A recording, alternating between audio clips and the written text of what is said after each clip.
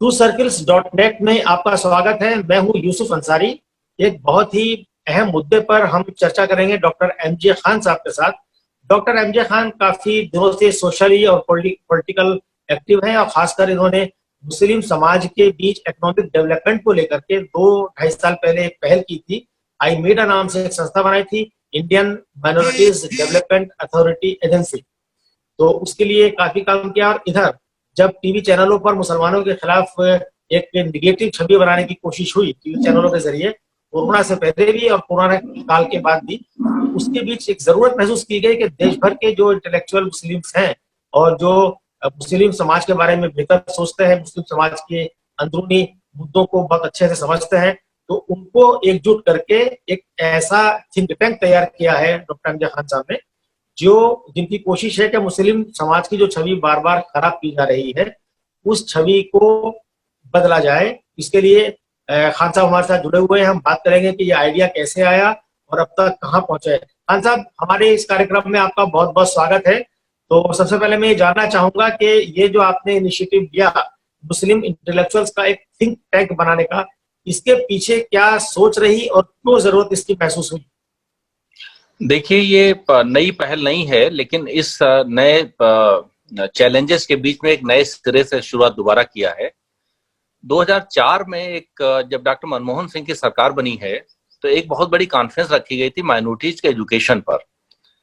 तो मैं पहली बार मुसलमानों की किसी कॉन्फ्रेंस में शामिल हुआ था। उससे पहले हमारा एग्रीकल्चर का प्रोफेशन है, मैं चेयरमैन हूँ Indian chamber of food and agriculture का।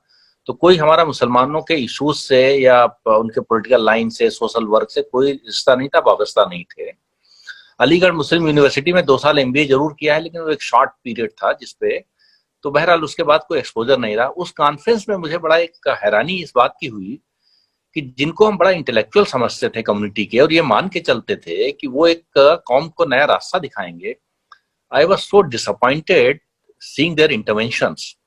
इस कदर नैरो और स्पेसिफिक पर्सनलाइज इंटरवेंशंस कर रहे थे कि HRD मिनिस्टर अर्जुन सिंह साहब टी ब्रेक पे उस कन्वर्सेशन को हमने सुना जो वो सेक्रेटरी HRD के साथ कर रहे थे कि साहब, हम लोग आए थे ये मान के कि बड़ा कोई एजेंडा डिस्कस होगा। जिस कॉन्फ्रेंस को प्राइम मिनिस्टर ने इनॉग्रेट किया और 20 कैबिनेट मिनिस्टर जिसमें ज्वाइन किए थे इनॉग्रल सेशन में, उसमें इतने छोटे छोटे मुद्दे उठाए जा रहे हैं, क्या किया जाए। खैर, वो लंबी दास्तान है। तो उस दिन हमने फैसला किया कि ये जो इश्यूज को प्रायोरिटाइज करना, मॉनिटर करना, जो पॉलिसीज हैं उनकी इम्प्लीकेशंस क्या है, और गवर्नमेंट के साथ इंगेज करना, थॉट इंस्टीट्यूशन के साथ, ताकि एक करेक्ट प्रायोरिटाइजेशन ऑफ इश्यूज और जो इंगेजमेंट है जिससे बेहतर अंडरस्टैंडिंग क्रिएट हो, बेहतर अपॉर्चुनिटीज क्रिएट हो। तो पहला 2004 में हमने एक मीटिंग 25-30 लोगों की बुलाई थी। उसके बाद से एक सिलसिला चलता रहा, कभी साल में 2 मीटिंग, कभी 3, कभी जरूरत है काइंड ऑफ, लेकिन कभी कोई फॉर्मेट इसलिए नहीं दे पाए क्योंकि हम एग्रीकल्चर में बहुत ज्यादा इन्वॉल्व रहे। लेकिन इस बात को भी गहराई से सोच रहे थे कि कम्युनिटी का जो एक कंट्रीब्यूशन लेवल है वो गिरता जा रहा है और जॉबलेसनेस बहुत है, यूथ की पॉजिटिव एनर्जी चैनलाइज नहीं हो रही है। तो मुझे लगा अगर मैं नेशनल लेवल का थिंक टैंक नहीं भी बना पाता हूं, तो कम से कम जो ज्यादा हमारी लाइन से मिलता हुआ काम है उसको शुरू करें। तो 2015 में Indian minorities economic development agency बनाया। उसको 1 साल लगा थोड़ा काम शुरू करने में। 16 के आखिर तक उसमें थोड़ा काम शुरू कर दिया, डिस्ट्रिक्ट्स में जाना, कॉलेज में बच्चों से बात करना, उनको नौकरी की कैसे अपीयर होना है, उनके फॉर्म देना, कहाँ एजुकेशन लेना है, तो उस तरीके की वर्कशॉप शुरू किया। वो सिलसिला चल रहा था कि पिछले 3-4 महीनों से जिस तरीके के चैलेंजेस उभर के आए, आलम यह हुआ कि मैं 127 फेसबुक ग्रुप से जुड़ा हुआ हूँ। 95% दोस्त उसमें हिंदू हैं, 1 लाख 1.5 लाख मेंबरशिप है एक ग्रुप की। जिस तरीके के कमेंट्स देखने को मिल रहे थे, तो ये अलार्मिंग सिचुएशन थी कि अगर परसेप्शन इसी तरीके से देश में बना रहा मुसलमानों के लिए, तो लॉकडाउन खत्म होने के बाद में कहीं बहुत ज्यादा सिचुएशन खराब हो जाएगी। लोग सड़कों पे गुस्सा उतारेंगे, क्योंकि मीडिया के कुछ चैनल गुस्सा भर रहे थे वेस्टेड इंटरेस्ट के साथ में, स्पेसिफिक एजेंडा के साथ में। लेकिन लॉन्ग टर्म पे अगर नजर डालें तो हम लोगों की भी कमी बताइए कि अभी जो ये तबलीग जमात को लेकर के हुआ और मीडिया के एक बड़े हिस्से ने तबलीग जमात का जो मरकज है उसे कोरोना का एपिसेंटर बता दिया। तबलीग जमात से जुड़े हुए जो लोग थे उन्हें कोरोना का कैरियर बना दिया, मानव बम बता दिया। तो इस सब को लेकर के जो आपने थिंक टैंक बनाया है, और जो हेट मुसलमानों के खिलाफ लगातार हेट कैंपेन चल रहा है, उसे काउंटर करने के लिए क्या स्ट्रेटेजी है? देखिए, सबसे पहले तो ये है कि इसमें कोई दो राय नहीं है कि एक सेक्शन मीडिया का जो है वो बिल्कुल पार्टीजन एजेंडा के तौर पे एक मिस रिपोर्टिंग जो अल्फाज इस्तेमाल होता वो इसमें हुआ है। लोगों को फैक्ट्स पता थे, पर मौलाना साद साहब को सबसे पहले बाहर आके एक्सेप्ट कर लेना चाहिए जो लैप्सेस उनसे हुई। एक फेयर कैंडिड एडमिशन अगर वो कर लेते तो शायद गुस्सा आम समाज में इतना नहीं फैलता। लेकिन मीडिया ने भी उसको जिस तरीके से मिस रिपोर्ट किया है, एक तरफा उसको एजेंडा बनाया, जबकि सिमिलर इवेंट तमाम सारी और हुई, तो उस चीज पे एक बहुत ही गलत लाइन जा रही थी। दूसरा क्या था, इस पक्ष को रखने का एक सही तरीका नहीं था, लोग नहीं थे कि मीडिया पे जाके बताते कि भाई फैक्चुअली ये इसका सीक्वेंस ऑफ इवेंट्स है, जिसको आप क्रोनोलॉजी कह लें, ये जो तो एडमिशन ऑफ लैब्स नंबर 1, सही representation to the media number 2, and media पे प्रेशर डालना, एंगेज करना गवर्नमेंट के थ्रू, जैसे भी कि भाई गलत रिपोर्ट कर रहे हो, ठीक नहीं है, देश के लिए ठीक नहीं, यहाँ पे गुस्सा फैलेगा, बढ़ेगा, समाज में दूरियां बढ़ेंगी, खून खराबा सड़कों पर होगा। वो अगर एंगर एक्सप्रेस होता, और ऑलरेडी हमने देखा किस तरीके से उसके गलत नतायज निकलने शुरू हो गए। अभी जो आपने थिंक टैंक बनाया है और एक ऐसे लोगों की भी फहरिस्त बना के तमाम टीवी चैनल्स को भेजी है और उनसे रिक्वेस्ट की है कि भाई मुस्लिम समाज के जो अंदरूनी मैटर्स हैं, चाहे वो एजुकेशन से मुतालिक हैं, चाहे वो इकोनॉमिक डेवलपमेंट से मुतालिक हैं, उनकी जो सोशियो पॉलिटिकल पोजीशन है, उसके बारे में आप इन में से लोगों को बुलाइए, क्योंकि जो लगातार हम देख रहे हैं कि टीवी पे कुछ मौलाना टाइप के लोग बैठ जाते हैं और वो टीवी चैनलों की जो टीआरपी की ये जो जंग होती है, उस जंग की स्ट्रेटेजी में वो ट्रैप हो जाते हैं और अपनी बात ना तो ढंग से रख पाते हैं और कम्युनिटी का भी मजाक उड़वाते हैं और अपना भी मजाक उड़वाते हैं। अब कम्युनिटी के अंदर से उनके खिलाफ एक कैंपेन चल रहा है, ट्विटर पे एक लगातार ट्रेंड कर रहा है हैशटैग के ये हमारी वॉइस नहीं है, these are not our voice. तो क्या मीडिया ने रेस्पॉन्स देना शुरू किया है कि जो लिस्ट आप लोगों ने मीडिया वालों को दी है, टीवी चैनल्स वालों को, क्या वो मुसलमानों की बात रखने के लिए उनमें से उन्होंने लोगों को बुलाना शुरू किया है कि नहीं किया है? अभी क्या फॉर्मल कोई बातचीत टीवी चैनल के मालिकों से, संपादकों से आपकी कोई हुई है? देखिए, कुछ दिन तक तो बात चलती रही, लेकिन फॉर्मल प्रेस रिलीज हमने नहीं दिया। फॉर्मल प्रेस रिलीज अभी 2 दिन पहले दिया है, लेकिन इंडिविजुअली एडिटर्स के साथ में बात होती रही है। तो 3 चैनल्स ने पूरा डिबेट इस पे किया, न्यूज 9 ने किया, न्यूज एक्स ने किया, फिर अभी कल भी एक डिबेट था चैनल पे, मैं फॉरगेट कर रहा हूँ एक नाम। तो 3 चैनल्स ने फुल डिबेट इस पे किया, वाई इम्पार, क्या जरूरत पड़ी, क्या करेंगे। लेकिन कुछ चैनल्स ने रेगुलर बुलाना भी शुरू कर दिया, जैसे न्यूज एक्स ने 3 बार लगातार बुलाया अपना पक्ष रखने के लिए। तो अब इसको नोट करना लोगों ने शुरू कर दिया है कि भाई ऐसे लोग अवेलेबल हैं। 2 चीजें इसमें कही जा सकती हैं, एक कि क्या राइट काइंड ऑफ पैनल्स नहीं थे, लोग नहीं थे मीडिया पे रिप्रेजेंट करने के लिए, तो आसानी से जो लोग आ सकते थे मीडिया उनको बुलाता था। दूसरा ये था कि लोग अवेलेबल थे, लेकिन मीडिया एक एजेंडा के तहत एक पर्टिकुलर कस्ट्यूम के लोगों को, दिखने वाले जैसे लोगों को बुला रहा था, ताकि तू मैं करा के एक दूरियां बढ़ा सके। तो जो सेकेंड पार्ट है उसका तो कुछ नहीं कर सकते हैं, कि जिनको बुलाना ही बुलाना है उनको नेम एंड शेम कर सकते हैं, लेकिन जो लोग इस कमी की वजह से नहीं कर पा रहे थे, तो ये इम्पार जो ग्रुप है, ये बहुत ही बढ़िया एक लिस्ट 100 लोगों की तैयार किया है, जिसमें हर फील्ड से जुड़े हुए एमिनेंट नेम्स है। तो कम से कम जो राइट थिंकिंग चैनल्स हैं उनकी इस कमी को पूरा कर सके और कल को वो उनको क्वेश्चन कर सकें, जब आपके पास प्रोमिनेंट नेम से हर एक फील्ड के, तो क्यों आप इल इन्फॉर्म जो है, जो खुद को इस्लामिक स्कॉलर के नाम पर शायद अलिबे ना पड़े हो, उनको क्यों ला रहे हैं।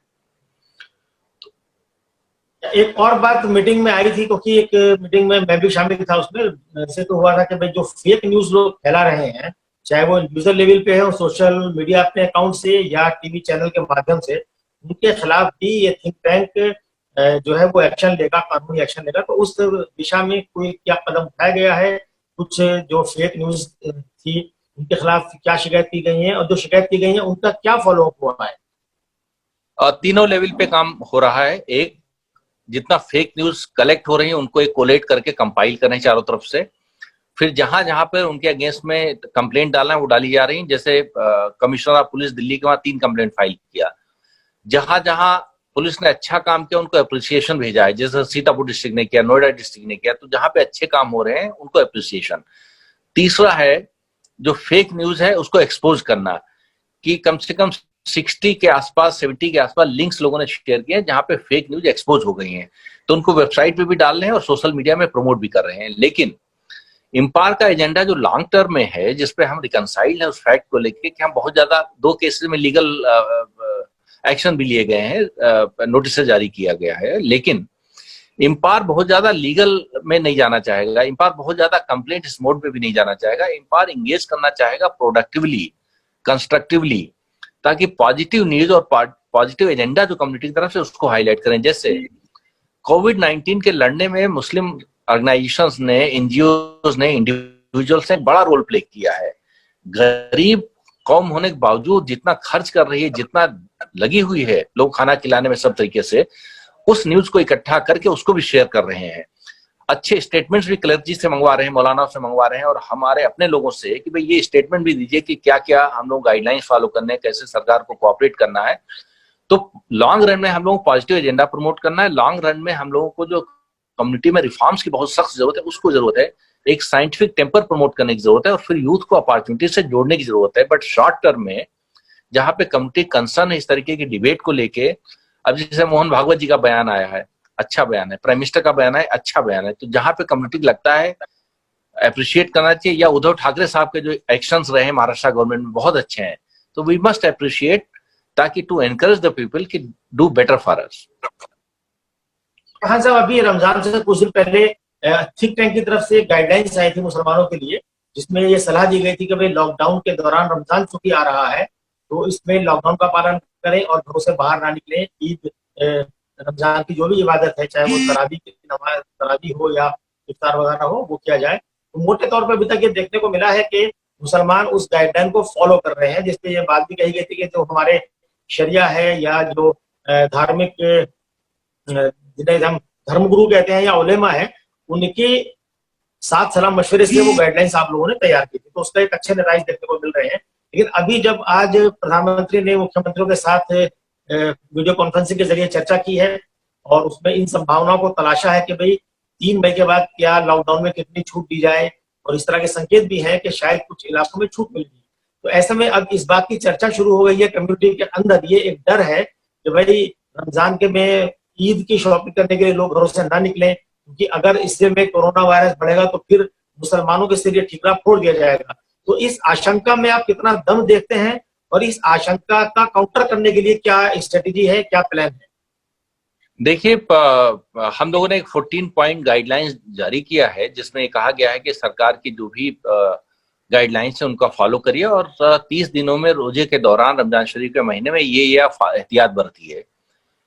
अब ये है कि इससे पहले भी मुस्लिम कम्युनिटी ने पूरी तरीके से साथ दिया, सारी गाइडलाइंस फॉलो कर रही थी, लेकिन अगर 10 लोगों से गलती हो रही है और एक ही आदमी गलतियां बार बार दिखा रहे हैं, तो परसेप्शन ऐसा बनेगा कि यही एक आदमी गलत कर रहा है।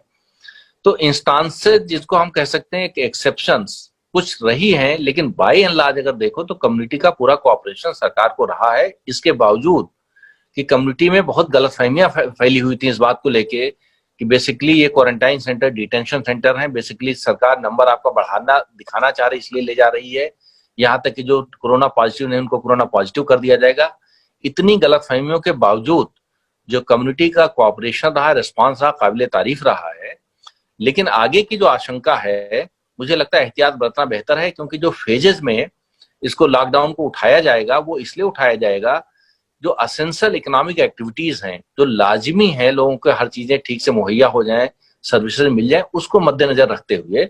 लेकिन जहां पर ऑप्शन है घर पर रहने का और बाहर निकलने का, तो ऑप्शन आप लीजिए घर पर रहने का, to the extent possible avoid करिए, ताकि 2-1 दिनों में मीडिया का डिस्कोर्स बदला है, पॉजिटिव न्यूज दिखाना शुरू हुई है मीडिया में, लेकिन कहीं कुछ एक आदमी की गलती की वजह से कहीं पूरे कौम पे फिर ठीक रहना आ जाए, तो बेहतर है एहतियात बरतना। एक चीज को लेकर और कम्युनिटी में मलाल है, या इस बात पे तो अभी पिछले 2 दिन से ये सिनेरियो ज्यादा देखने को मिल रहा है कि जब से तबलीग जमात के जो मौलाना साद है, हेड है, उन्होंने 21 अप्रैल को ये अपील की थी अपने लोगों से कि भाई जमात के जो लोग पॉजिटिव हुए थे, कोरोना से पॉजिटिव जिनकी रिपोर्ट आई थी और बाद में वो ठीक हो गए हैं, तो ये उनकी अखलाकी जिम्मेदारी है कि वो अपना प्लाज्मा डोनेट करें, ब्लड डोनेट करें। और तमाम खबरें आई कल दिन भर में, और दिन भर ट्विटर पे ये तबलीगी हीरो नाम से जो हैशटैग था वो ट्रेंड करता रहा। 2 लाख से भी ज्यादा इसको लेकर ट्वीट हुए हैं। लेकिन मीडिया को अगर हम देखें तो मीडिया में ये खबर एकदम गायब है। जब तबलीग जमात के लोगों पर ये आरोप लग रहे थे कि भाई ये कोरोना फैला रहे हैं देश भर में, तब तो मीडिया बढ़ चढ़ के दिखा रहा था इसको। और जब तबलीग जमात के लोग अस्पताल पे पहुंच गए हैं, प्लाज्मा दे रहे हैं, अपना डोनेट कर रहे हैं, अपनी खुशी से दे रहे हैं, उसकी तमाम वीडियो आ रही हैं, तो तब मीडिया क्यों खामोश है? क्योंकि एक आदमी के प्लाज्मा डोनेट करने से 4 जिंदगियां बचती हैं। तो क्या लगता नहीं आपको कि मीडिया को इसको लेकर के आपकी तरफ से कोई गाइडलाइन तो खैर नहीं, कोई रिक्वेस्ट की जानी चाहिए कि भाई इस तरह की चीजों को मीडिया दिखाए? मेरी समझ से इसमें सबसे बढ़िया तरीका जो मुझे समझ में आया है वो ये है कि इम्पार की तरफ से एक प्रेस रिलीज आएगी जिसमें जो अच्छे अच्छे काम हुए हैं, खास करके जो प्लाज्मा डोनेट करने का और कितने नंबर्स में हुए हैं, एक तो वो जिक्र। दूसरा, अभी मीडिया ने कुछ जगह दिखाया है कि लोग मस्जिद से निकल के आ रहे हैं, हॉस्पिटल से बाहर लान में खड़े होकर दुआ मांग रहे हैं मुल्क की बेहतरी के लिए। तीसरा, ऐसे भी इंस्टांसेस आ रहे हैं जैसे मेरे डिस्ट्रिक्ट लखीमपुर का है, एक लड़की ने अपना रोजा तोड़ के एक हिंदू लड़के को जिसको खून की जरूरत थी उसने दिया। तो बड़े पैमाने पे ऐसे इंस्टांसेस हैं और ऐसे एग्जांपल्स हैं, ऐसे happy good news positive news हैं, उनको मेन मीडिया इसलिए नहीं दिखा पा रहा है क्योंकि अभी कल तक तो वो एक तरफा चला रहा था। तो अगर एकदम रिवर्स करेगा तो उसकी अपनी क्रेडिबिलिटी खत्म होती है। तो धीरे धीरे मुझे लगता है मेन स्ट्रीम मीडिया भी जो है वो चीज दिखाएगा। सोशल मीडिया एकदम 1 सेकंड के अंदर रिवर्स हो जाती है, 180 डिग्री का चेंज सोशल मीडिया में 1 सेकंड में आ जाता है। लेकिन मेन लाइन मीडिया में चूंकि सेम एंकर्स होते हैं तो वो आज पश्चिम कह रहे हैं, किसी को कल पूरब नहीं कहेंगे, तो उसमें एक वक्त लगता है। लेकिन मुझे लगता है कि ठीक लाइन पे वो भी जाएगा। आपसे बातचीत बहुत अच्छी रही और इस बातचीत का नतीजा मैं कहूं तो ये लगता है कि कम्युनिटी में अपने अंदर सुधार की एक प्रक्रिया शुरू हुई है, एक शुरुआत हुई है। और ये शुरुआत हमें उस तरफ करता है कि कुरान शरीफ की एक आयत है जिसे डॉक्टर अल्लामा इकबाल ने अपने शेर में ढाला है कि खुदा ने भी कभी उस कौम की हालत नहीं बदली, न हो खुद एहसास जिसे अपनी हालत के बदलने का। तो लगता है कि कम्युनिटी के अंदर से इस तरह की फीलिंग आ रही है, जरूरत महसूस की जा रही है कि हमें अपनी इमेज बदलनी है, अपनी छवि बदलनी है। हम उसकी तरफ आप लोगों ने शुरुआत की, इसके लिए आपका बहुत बहुत शुक्रिया। सब तरफ से तारीफ की हो रही है और हमारे इस कार्यक्रम में आपने अपना कीमती समय हमें दिया, हमसे मुद्दों पर खुलकर बातचीत की, इसके लिए भी आपका बहुत बहुत शुक्रिया। फिर किसी प्रोग्राम में आपसे हम बातचीत करेंगे। फिलहाल हमें इजाजत दीजिए। आपका बहुत बहुत शुक्रिया एक बार फिर से। बहुत बहुत शुक्रिया। Thank you very much. Thank you.